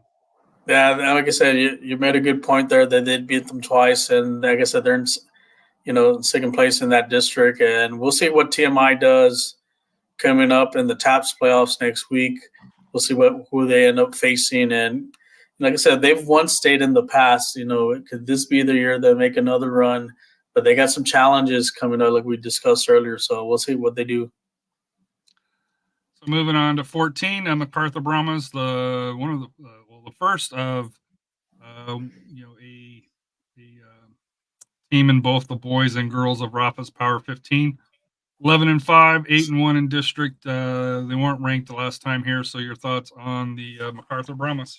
Yeah, this is a great season for them. They're really rising here. Like I said, the signature win was against a convincing win against Alamo Heights, and can they continue on? I'm sure they're looking forward to that rematch against Lanier, which I think they kind of, I think that game, there's some controversy on that. We'll just leave it as that. And, but, if they can get that win, and we'll see that the second round match against Alamo Heights, can they sweep them? If they can sweep them there, you can have a district title there at MacArthur. They would win the district title, assuming that they win out. Yeah, they went out. They won the district title, so I think they'll be a first in a very long time for them. But great season for them there for the Brahmas. 13 Canyon Cougars last week, 13th, so didn't move up or down. 10-5-1, 5-3-1. Your thoughts on Canyon? Yeah, Canyon, like I said, they kind of stay the same there. Like I said, they're in that tough district. They're still within striking range, as far as getting that second spot. I know Piper's been in full control of that district, but like I said, it's going to come down between, like I said, Canyon, Spencer Valley, Kerrville, Tivy, Bernie Champion. We'll see how this shapes up towards the end of the season. Number 12, San Antonio Warren Warriors last week just missed 14-2-1, 7-2-1. And I won't lie, there was a discussion between them, John Jay and Brennan, as far as who is going to fill this slot here, because I do think those are 3 evenly teams. We landed with Warren. So your thoughts on the Warriors? Great season for Warren. They got a tough one coming up, like I said, against Harlan, and I think that's the game that really, if they can get that win there, it'd be a good statement for them. And I know the first time they played, it didn't go their way, and they gave up an early goal towards the end of the first half, and then they just kind of fell apart in the second half. Can they fix those things? Like I said, they're a talented team. Like I said, they're in second place in their district. If they can get a win here, who's to say they don't? It's like a good shot at winning that district title. Unlike the girls, the boys was not a lot of changes. So, but there is a drop. Reagan 5th down to 11th, 7-3-5, but 5-0-4 in district. It's really the draws, right? Because they haven't lost, but the draws aren't helping them be in the top two.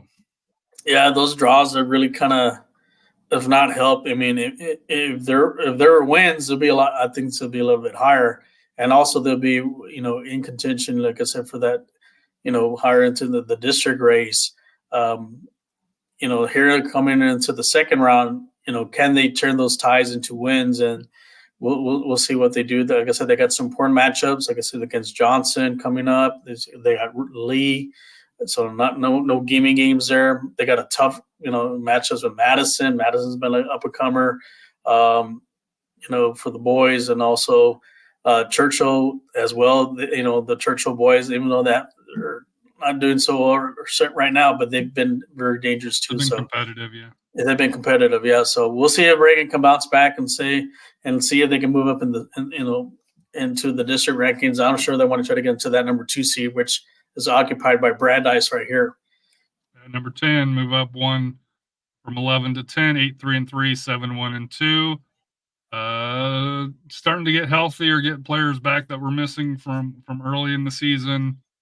And they're the team to watch in the second half of this district play to see how far that they can go. Yeah, the big game's going to come up for them is against Johnson. The first time they played, it was a 1-0 win for Johnson, but Brandeis was missing players from their roster, and I think they're at full strength now. So we'll see how this second game goes between them. And like I said, and they're going to be they're going to play they're at either Blossom or Kelmolander. If Brandeis can get a win, they are going to make things very interesting there for the title race there for District 28-6A. Number 9, Burning Champion, moving up one from 10 to 9, 10-2-2, 5-2-2 in district. Your thoughts on Burning Champion? So far, a great season for them. Like I said, they'll only just setbacks, some setbacks, but they're, like I said, they are in second place, right behind Piper. We'll see if Burning Champion can maintain that spot, and so if they can get that second seed, it'll be very favorable for them going into the playoffs. Big match against Canyon. Yeah. Speaking of Johnson, improved to 1 as well from 9 to 8, 10-4-2, 7-0-2. I know we talked about Brandeis being very good and to watch out for. So, assuming probably similar things about Johnson.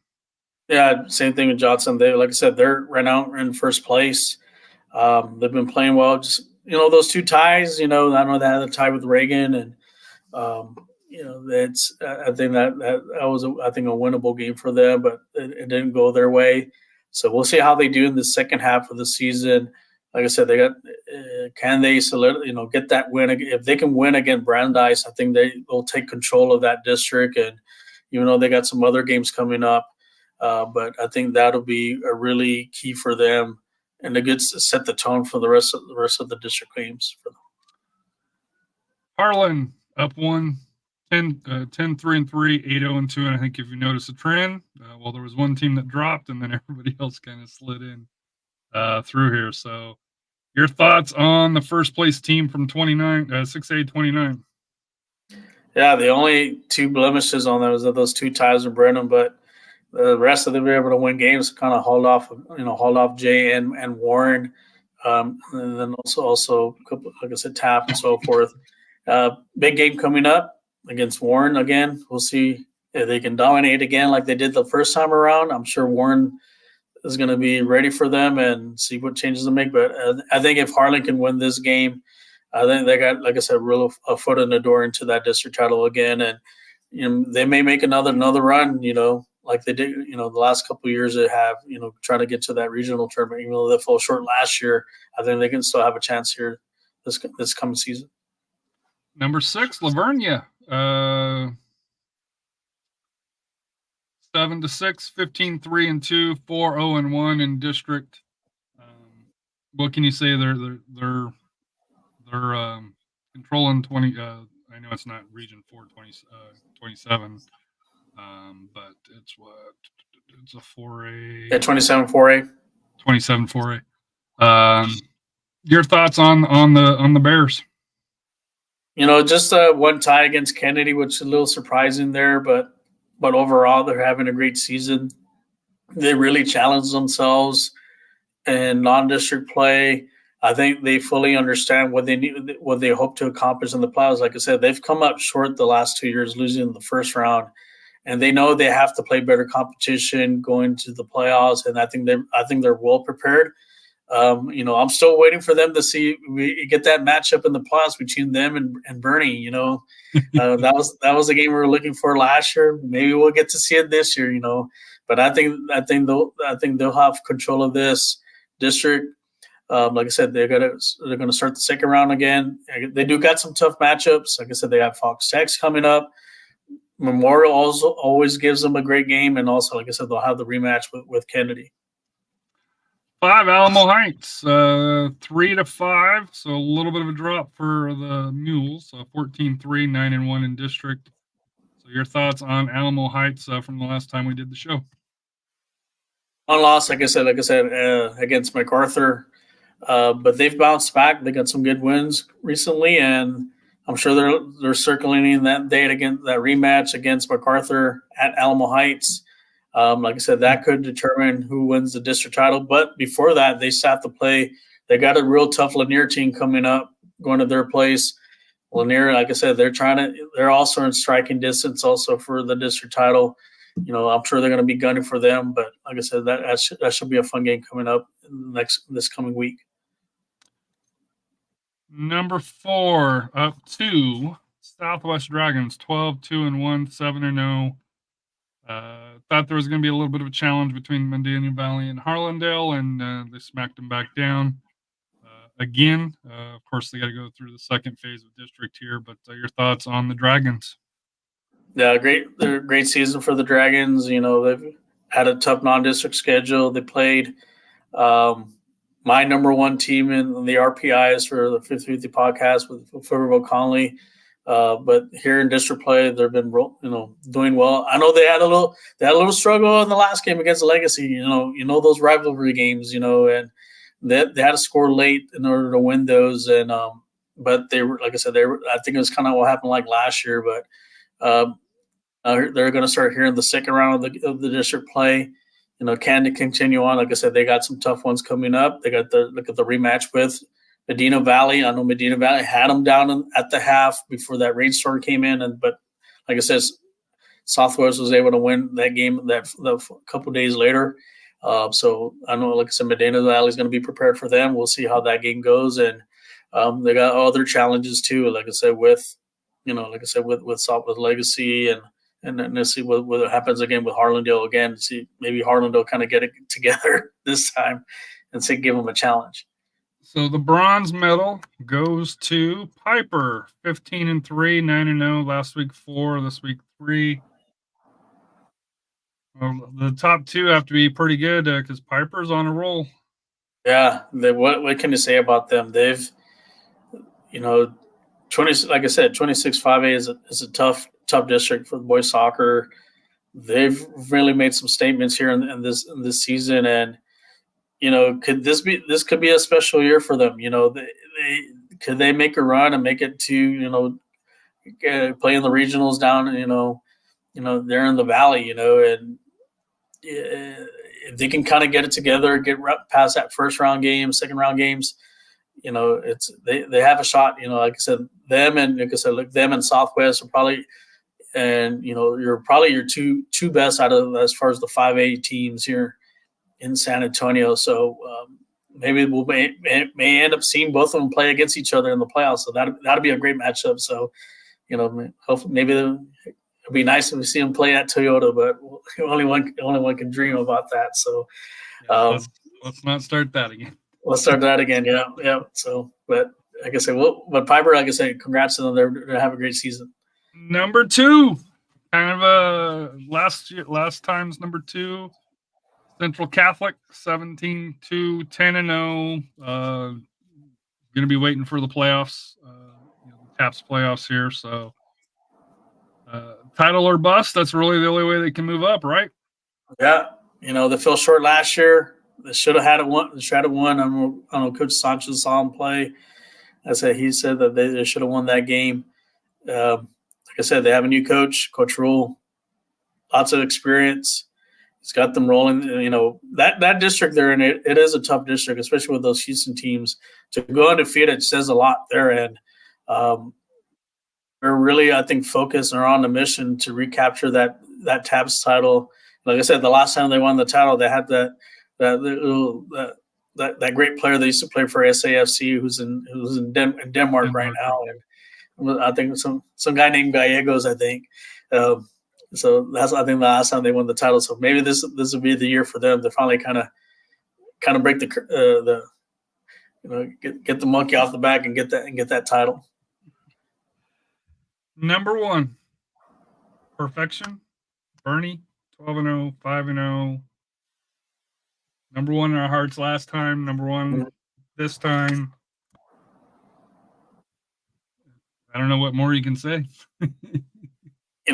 Well, this is our last year in 4A, so they want to make it count. So now that say they're not going to be competitive in 5A next year, even though they're probably going to be one of the most brutal districts for soccer next year. But what can you say about Coach Strong and that program? After the disappointment from last year, they're really been hitting all cylinders here, and they're really focused, and they have their eye on the prize. They want to get to that final, and I'm sure they're looking forward to possibly get that rematch against Hidalgo.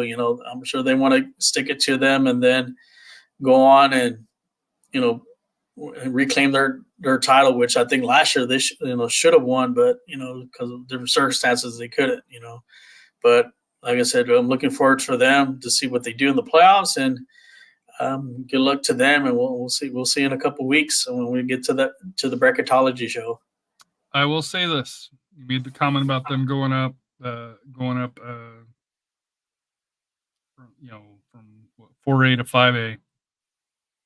We questioned the same thing about Dripping Springs back in the day. Was it from 5A to 6A? I think is where they went for the boys. They did pretty well. So. Yeah. So I think got a quality program. Yeah, they'll do pretty well too.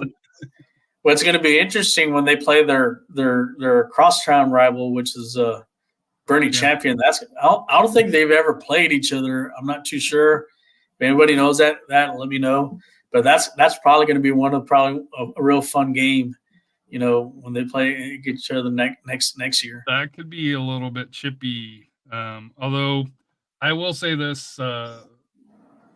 Just dealing with AJ, and I know it's JV, but playing against his teammates on club and along those lines, they do talk a lot of trash through there here, and I would like to say there's not a lot of physicality between them, but there is. So I can only imagine a city with 2 great programs like that, and you're getting the best of the best when it comes to the club kids that are playing for those schools. So you can kind of imagine, like when you say like Fairmont and Fairmont Marcus play against each other. So those backyard brawls, those are the fun games. Those are like your classicos right there. So we're at almost 2 hours. So I'm going to get out of here. 9:30. I've been up a while here today, and I'm assuming you've been up and traveling around and would like to get some rest. Any final thoughts for it here next week? Be on the lookout, because we do want to try to have a bracketology show for TAPPS. I don't know if it may just be you and me. I talked to Steve. Steve doesn't really have a lot of knowledge when it comes to TAPPS. With it, I'm not sure Coach Cano's schedule, because I know sometimes he does it. So it just may be you and me going through and picking the teams for that here. Also for bracketology, I think we're decided it's probably going to be, it's very similar to this setup here, where it's going to be via the Zoom here, not in a centralized location, just because different schedules this year going with that. Also, if you're in Dallas, Fort Worth, Houston, Austin, down in the Valley, out in the El Paso region, and fellow high school sports, would love to have you on when we do the bracketology for there just to get your expertise, from a local scene on that here. But your final thoughts, Rafa, and then if you want to get us out of here, and then I'll get it downloaded and uploaded here onto the podcast. Just make it quick. Like I said, some great games coming up this next few weeks. Like I said, this is the crunch time for the UIL. So we're almost already started the second half of the season, and we're looking forward to it. And we'll see. Coach kind of mentioned challenge the 6.5 hour record. So we'll see. We'll do that for the TAPPS one next week, and that should be fun. Good luck to all the teams. Like I said, congratulations to all the SanAntonio area teams that made the TAPPS playoffs. Good luck to you guys. Hopefully we get some state champions coming in. So we need some more hardware. Like I said, SanAntonio never gets enough of the hardware. You win state. You finished, I'll say, in the top 3 at the very least. I'm just going to leave it there for Power 15, based on my experience, unless we have multiple state championship winners. And they can send some championship shirts too. So, but like I said, we're looking for that. And then, like I said, we have some key games coming up, and also we have the Fancast coming up also on Sunday, and some interesting. Right, we'll probably talk about a big signing. Not a big signing, a big loan coming in from Real Salt Lake, formerly of Phoenix Rising. Sorry, Phoenix. A new kit sponsor for the front, a recycled kit, which kind of goes through there. Let's see what the fans react to that. On the stadium and puts their name on the sleeve, so they're not gone forever. And we get a friendly where we get to see against Antigua GFC from Guatemala. I believe it's their second team, just to kind of keep the perspective here. For it, because they do have a match, unless it's being rescheduled for that here. Coach said he's going to save his jersey comment for the Fancast, which what we're doing. I'm sure Royce and Robert and Matt and Jonathan probably have their opinions on it too. But it'll be interesting. I will say the show on Sunday could be kind of explosive. Because we haven't even touched about the Open Cup crap for that here. And I complain about the MLS, but nothing like other people in our thing here. Now, we do have an MLS supporter with MLS Matt. It gets paid by the Dynamo. But what's life without goals? We're out of here. Hope everybody has a wonderful evening. I want to get it out before 2 hours so I don't get fined on a high school show here. Thank you, everybody, for tuning in. Coach Cano, Nick. And if you do watch a replay, if you can, please like it on YouTube. If you can, give ratings on iTunes or Spotify are the two common things that I think most people listen on. But thank you for everybody that tunes in. If you have any feedback, positive or negative, for Rafa and his Power 15, and I guess for me, because I weighed in a little bit this week here, please reach out to us. In the show notes, it does have all of our contact information as far as X and social media. Also has links to Jonathan Check's bluish. Hold on, I should have it here. Where is it